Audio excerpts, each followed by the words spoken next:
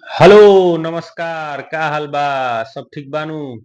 दोस्तों, SSC CGL का mains का पेपर हो गया। टाइपिंग जो दूसरे शिफ्ट वाला था वो भी कंप्लीट हो गया। अब जो अगला प्रश्न आता है वो ये है कि पोस्ट प्रेफरेंस का जो है कब से लिया जाएगा और पोस्ट प्रेफरेंस में कौन सा पोस्ट प्रीफर करना चाहिए, ये ताकि जो है आपके अनुकूल वो पोस्ट हो। क्योंकि आप देखिएगा, किसी को जीएसटी इंस्पेक्टर अच्छा लगता है, किसी को इनकम टैक्स इंस्पेक्टर अच्छा लगता है, किसी को एएसओ इन सीएसएस अच्छा लगता है।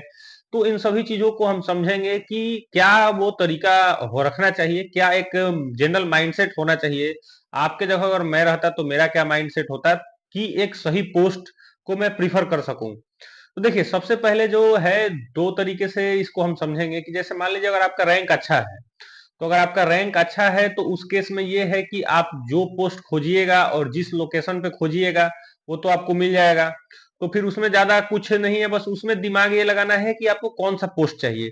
तो मोटे तौर पे हम लोग सब पोस्ट को भी समझेंगे और लोकेशन को भी समझेंगे कि लोकेशन को किस तरीके से प्रीफर करना चाहिए।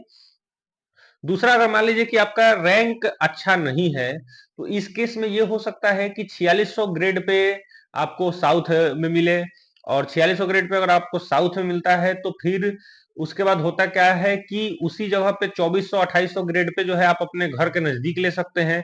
तो क्या आपको घर से दूर जाना चाहिए या फिर घर के नजदीक रहना चाहिए, इस चीज को भी समझेंगे। तो चलिए स्टार्ट करते हैं, इन सभी चीजों को बढ़िया से समझने का प्रयास करते हैं। जैसे देखिए, सबसे पहले तो हम पोस्ट को अगर दो प्रकार से बांटे, एक तो सीपीटी पोस्ट और एक non CPT post. CPT post का मतलब जिसमें जो है कंप्यूटर के मार्क्स थोड़ा ज्यादा चाहिए। जैसे मान लीजिए जनरली एक 27 नंबर का एक आंकड़ा हम ले लेते हैं और इधर जो है 18 नंबर का आंकड़ा ले लेते हैं। तो बहुत सारे ऐसे कैंडिडेट्स होंगे जिनके मार्क्स अच्छे होंगे और वो 27 नंबर नहीं ला पा रहे होंगे कंप्यूटर में। इस केस में वो जो है सीपीटी पोस्ट के लिए एलिजिबल नहीं होंगे।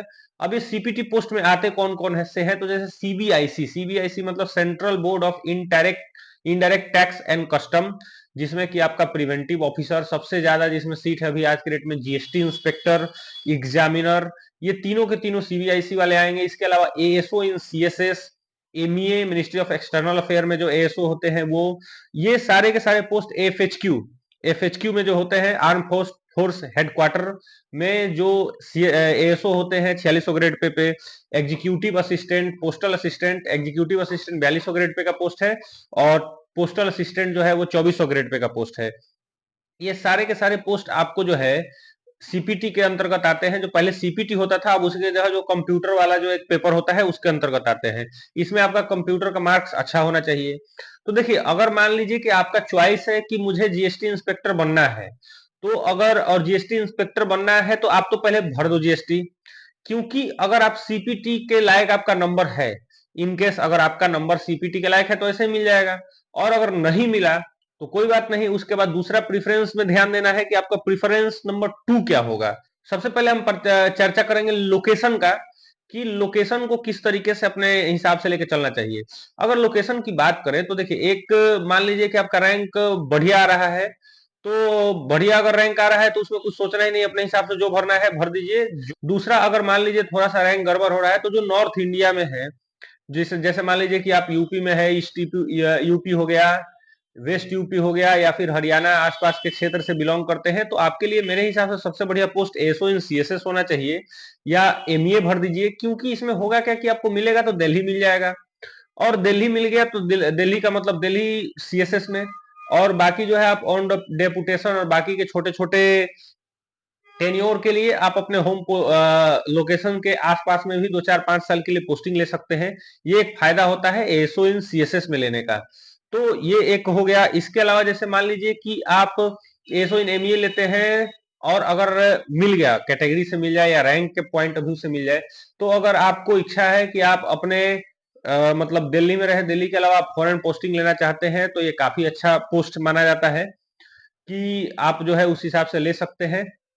अब अगर हम जीएसटी इंस्पेक्टर की बात करें तो देखिए, सबसे पहले तो जीएसटी इंस्पेक्टर किस जोन में कितने रैंक तक सीजीएल 2022 और सीजीएल 2023 में मिला था, उसका मैंने ऑलरेडी अपलोड कर दिया है। आप जाइए, आप डिस्क्रिप्शन में से उसका लिंक लीजिए और पहले एक बार देख लीजिए कि आपको क्या आपका प्रीफर्ड लोकेशन जीएसटी इंस्पेक्टर में मिल रहा है कि नहीं।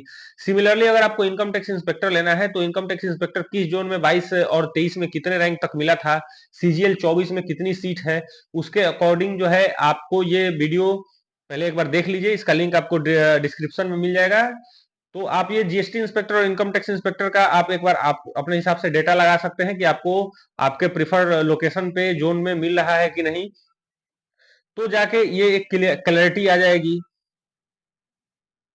अब जैसे मान लीजिए अगर आप जीएसटी इंस्पेक्टर भर रहे हैं तो उसमें कुछ क्राइटेरिया होता है, उस चीज को आप एक बार बढ़िया से देख लीजिएगा कि जीएसटी इंस्पेक्टर का जो हाइट वेट और बाकी का जो क्राइटेरिया है उसको आप जो है फुलफिल कर पा रहे हैं कि नहीं, नहीं तो फिर बाद में आपको प्रॉब्लम हो जोन एलोकेशन के समय, जोन एलोकेशन के बाद ज्वाइनिंग के समय, तो इन सभी चीजों से बचना है, तो इस चीज का आपको ध्यान रखना होगा।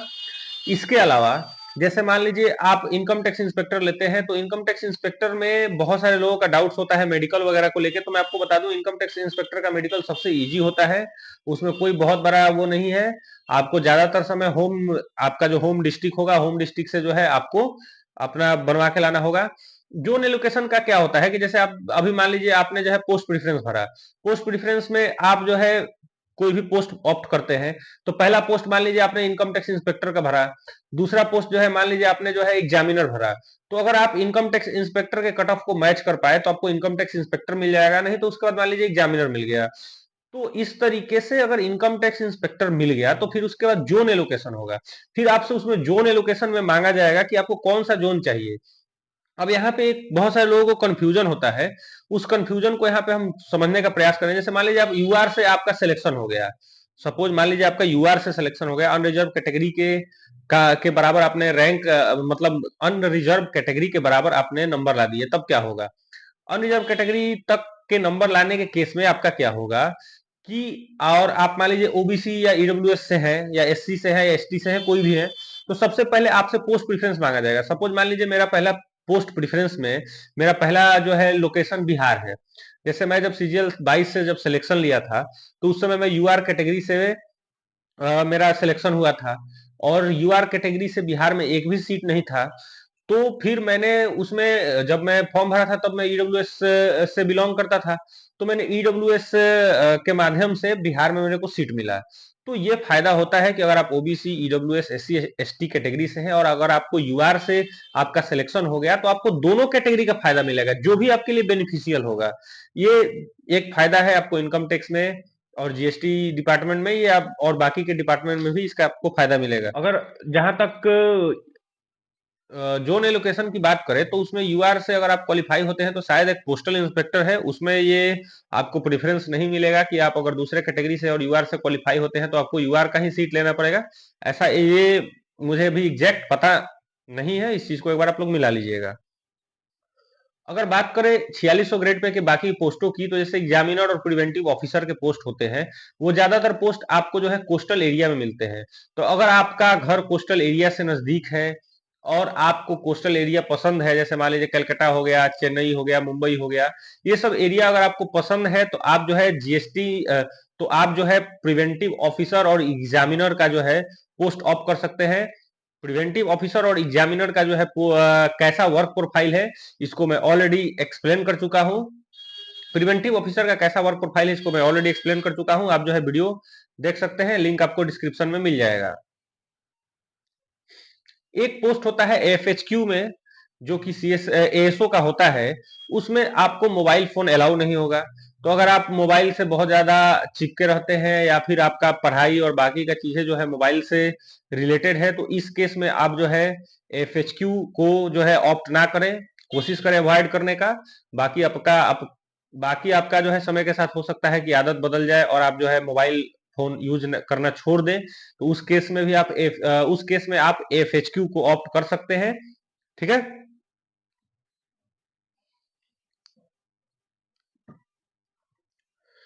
अब मान लीजिए आपका रैंक थोड़ा सा 8-10 हजार तक आ रहा है, तो क्या आपको होम पोस्टिंग के लिए कौन सा पोस्ट सबसे बेटर होगा? तो देखिए अभी कुछ दिन पहले तक, मतलब इसके पिछले प्रीवियस सीजीएल तक, होम पोस्टिंग के लिए सबसे बढ़िया पोस्ट होता था TA in CBDT, tax assistant in CBDT, और एक और होता था टीए इन सीबीआईसी। अब इसमें ये आ गया कि अब न्यू आरआर जो है टैक्स असिस्टेंट में लागू हो गया। तो टैक्स असिस्टेंट का वर्क प्रोफाइल में ऑलरेडी एक्सप्लेन कर चुका हूं, लेकिन उसमें एक चीज अब नया ऐड ये हुआ है कि अब जो है न्यू रिक्रूटमेंट रूल आने के बाद जो है टैक्स असिस्टेंट इन सीबीडीटी का जो है आपको अब प्रमोशन स्लो हो गया। प्रमोशन स्लो होने का मतलब, जैसे पहले क्या होता था कि टीए जो आते थे वो 3 साल में 4200 ग्रेड पे प्रमोशन उनका हो जाता था। बहुत लोग क्या करते थे कि होम पोस्टिंग ले लेते थे और बाहर साउथ में 4600 ग्रेड पे के जगह आप टीए इन सीबीडीटी प्रेफर करते थे। लेकिन अब क्या हो गया कि न्यू आरआर आ गया। न्यू आरआर आने के बाद जो है अब आपका प्रमोशन जो है 10 से 15 साल लग जाएंगे मिनिमम आपको 4200 ग्रेड पे में जाने पे। जो आज का सिचुएशन है, हो सकता है आने वाले समय में ये चेंज हो जाए। आईटीएफ और बाकी का जो ऑर्गेनाइजेशन है और बाकी लोग भी इस पे लगे हुए हैं कि ये चेंज हो, उन्हें रिलैक्सेशन मिले। बट अभी जो करंट का सिनेरियो है वो ये है कि आप अगर 2400 ग्रेड पे आप होम पोस्टिंग तो ले सकते हैं, लेकिन फिर आपको प्रमोशन भूल जाना होगा। प्रमोशन भूल जाना होगा इन द सेंस कि फिर आप यहीं पे आप रहिए, आगे की तैयारी कर सकते हैं। वर्कलोड बहुत ज्यादा नहीं होता है। आप जो है आगे की तैयारी में बहुत ज्यादा टाइम दे सकते हैं अगर आप टैक्स असिस्टेंट ऑप्ट करते हैं सीबीडीटी में या सीबीआईसी में। तो ये सब ऐसा डिपार्टमेंट है जिसमें आपको वर्कलोड ज्यादा नहीं है और आपको होम पोस्टिंग मिल जाएगी। आपको अगर घर से ज्यादा लगाव है तो उस केस में आप जो है 2400 ग्रेड पे का ये दोनों पोस्ट ऑप्ट कर सकते हैं। जिनको दिल्ली ज्यादा प्रेफर करना है वो एएसओ की तरफ चले जाएं।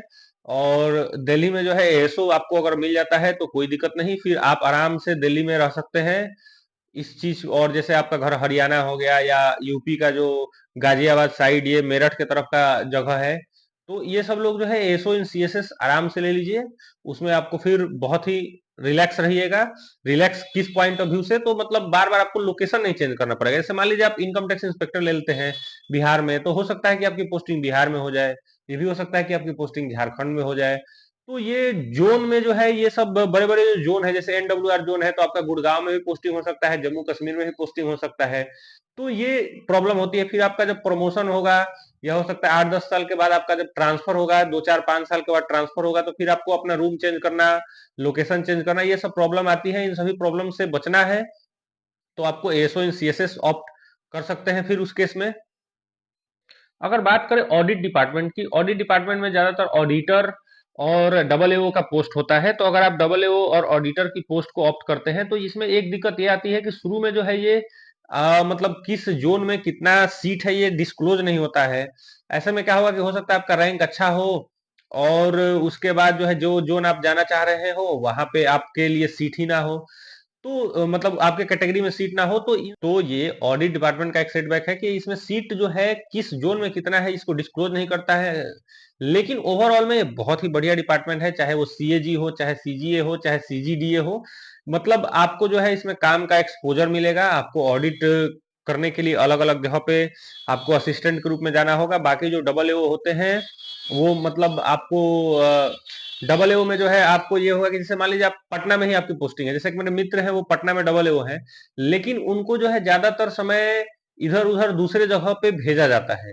दूसरे जगह पे उनको जो है ऑडिट करने के लिए भेज दिया जाता है। तो वो मतलब मान लीजिए अगर 1 साल का अगर पटना का जोड़ ले तो उनको 1 साल में कम से कम 3-4 महीना वो पटना से बाहर ही रहते हैं, किसी दूसरे स्टेट में। कभी उड़ीसा चले जाएंगे, कभी अंडमान निकोबार चले जाएंगे, कभी नॉर्थ ईस्ट में चले जाएंगे। तो इसका ये एक है कि आप जो है ऑडिट कर सकते हैं, लेकिन ऑडिट आपकी जहां पोस्टिंग होगी वहां का नहीं करना है, किसी और जगह करना है। ये डबल एओ में होता है। अब मैं एक रिक्वेस्ट जो है ऑलरेडी सिलेक्टेड कैंडिडेट से करना चाहूंगा कि अगर आप पहले से जॉब में हैं और इस बार आपने सीजीएल दिया था कि आपका जो है अच्छा रैंक आए और अच्छे रैंक के साथ आपको डिजायर लोकेशन या डिजायर पोस्ट मिल जाए, और अगर आपने दिया तो सबसे पहले मान लीजिए जैसे आपने एमईए लेने के लिए भरा होगा या सीएसएस लेने के लिए भरा होगा, सीजीएल दिया होगा इस बार, और तो आप सबसे पहले पोस्ट प्रेफरेंस में सिर्फ एमईए और सीएसएस लेके उसको वहीं पे रोक दीजिए। क्योंकि अगर मान लीजिए आप कोई सीट वेस्ट करते हैं तो वो एक डिजर्विंग कैंडिडेट्स जिसको मिलना चाहिए उसको नहीं मिल पाएगा, और इससे जो है एक सीट खराब चला जाएगा। आप खुद में सोच के देखिए, जिस जिस समय आप जॉब में नहीं थे तो उस समय क्या आपके दिमाग में चलता था कि आपको जो है कोई एक सीट मिल जाए, कोई भी वो 1800 ग्रेड पे का एमटीएस जॉब हो या 2400 ग्रेड पे हो या 4600 ग्रेड पे हो या अंडमान निकोबार हो या साउथ हो। तो इस तरीके से आप चीजों को थोड़ा सा अपने आप से रिलेट करके देखिए। जैसे मान लीजिए आपको इनकम टैक्स इंस्पेक्टर या जीएसटी इंस्पेक्टर ही लेना है, और उस केस में क्या हो रहा है कि आपको अभी तक तो रैंक पता चल चुका होगा, रैंक मित्रा इस सब से। तो उससे अगर लगे कि हाँ, इनकम टैक्स इंस्पेक्टर आपको जहाँ चाहिए वहाँ मिल सकता है, तो उस केस में आप पोस्ट प्रेफरेंस भर सकते हैं, या जीएसटी इंस्पेक्टर या कोई भी। लेकिन जब लगे कि आपको आपका डिजायर लोकेशन नहीं मिल पा रहा है, तो फिर आप प्लीज सीट को वेस्ट ना करें। मैं बहुत सारे ऐसे कैंडिडेट्स को जानता हूँ जो हर साल ऐसे ही पोस्ट प्रेफरेंस भर देते हैं कि जो है मैं यहाँ ये ले लूंगा, वहां चला जाऊंगा, और फिर वो जाते नहीं है। इस तरीके से एक सीट वेस्ट चला जाता है, एक डिजर्विंग कैंडिडेट्स को नहीं मिल पाता है। तो इन सभी चीजों को थोड़ा सा मेच्योर बन के एक रिक्वेस्ट के रूप में जो है एक्सेप्ट कीजिए कि अगर आपको आपका डिजायर लोकेशन मिल जा रहा है तो ठीक है, अदरवाइज जो है आप पोस्ट प्रेफरेंस ना भरे, ताकि किसी एक डिजर्विंग कैंडिडेट्स को फायदा मिल सके। और इसके अलावा आप लोगों को पोस्ट प्रेफरेंस से संबंधित कोई डाउट हो, कोई कंफ्यूजन हो, तो आप कमेंट बॉक्स में बताइए। मेरा प्रयास रहेगा कि मैं जो है आप लोगों का रिप्लाई कर सकूं। इसलिए इसके अलावा आपको पोस्ट प्रेफरेंस से संबंधित वन टू वन कोई भी डिस्कशन करना है, कोई भी चीज पूछना है, तो आप मुझे इंस्टाग्राम या टेलीग्राम पे मैसेज कर सकते हैं। मेरा प्रयास रहता है सभी लोगों को रिप्लाई करने का। बाकी के वीडियो के लिए बने रहिए, तब तक के लिए नमस्कार।